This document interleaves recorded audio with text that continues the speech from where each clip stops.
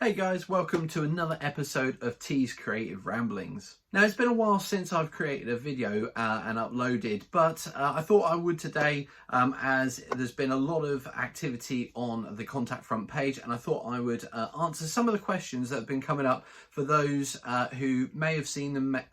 Obviously you might know the answers, but if you haven't seen those questions, I thought it'd be good to get those questions out there and give you some answers. So the first question is from Kevin, and he asks whether Contact Front is a game that has already been made, already released, and is it an ultra modern game? So Kevin, straight answer is yes, it's a game that has already been released. We released Contact Front back in November of 2018, just before the world went crazy with COVID, and it's now been out for it's coming up to 5 years. So on almost the anniversary of its 5-year ago release, we are hoping to release version 2 of Contact Front. Now, Contact Front is a modern game set in the modern period, but very much I've written it as a historical war game. So it's not about the what ifs, it's not about the what's happening today or even going to be happening tomorrow. It's about what's happened sort of 5 years ago or further back. So Contact Front Afghanistan, which is the Afghanistan supplement, which will be part of version 2. It will be the full supplement. That is Afghanistan from the invasion in 2001 up to roughly 2014, 15, or some of the army lists you could use right up to say 2020, but ultimately we're looking at it from a historical perspective. Okay, so the next question is from Nick, and he asks, what is the timeline for version 2 and where could you purchase it in the UK? So the timeline for version 2 is quite simple. We were aiming for September. That's obviously not happened due to basically life getting in the way, work getting in the way, everything that isn't wargaming has got in the way.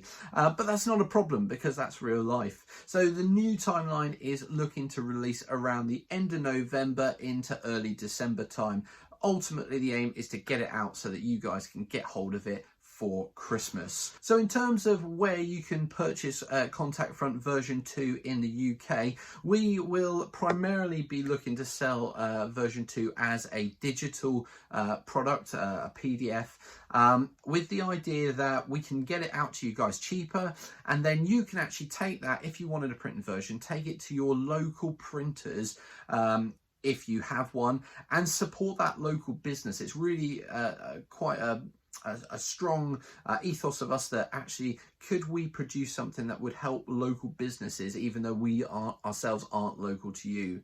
Now of course the other option is to print off from online websites that do printing, or in fact War Games Vault provide a print-on-demand service. It will be a little bit more expensive, but that is how you'll be able to get hold of it in the UK. So the next question is from Mike, and he asks, where can people in the US, in America, purchase Contact Front? And it's exactly the same answer that we had for Nick. Essentially, War Games Vault is, I believe, a global, because it's a website, it ships globally, but also because a lot of what its product is digital, it can supply people all over the world. So that's why we've chosen War Games Vault. Should save on the postage if you're going with digital format and then printing locally, and also on top of that, it takes care of a lot of the hard work that we would have to take on if we were publishing it ourselves. If we were making printed physical copies to sell, it would just be a lot of hard work with a lot of overheads, and if you've ever looked into what it takes to sell physical copies of rule books, you will understand why we've gone down this route.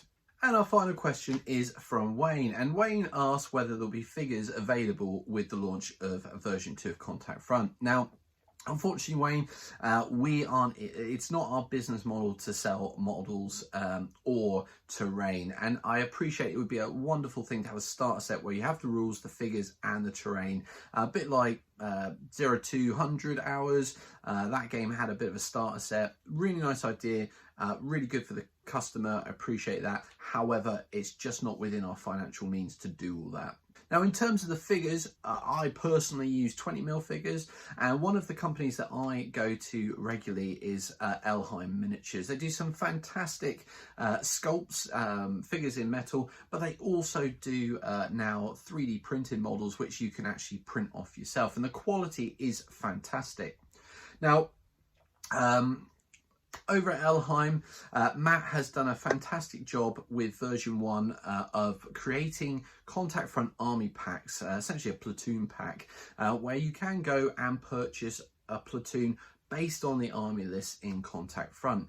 And version 2 will be no different. The plan is to send Matt the list so that he can adjust those army packs, and perhaps, maybe, if we twist his arm enough and ask him kindly, he'll produce some of the other army lists that are going to be new to version 2, but more on that in another episode. So that's it for this episode.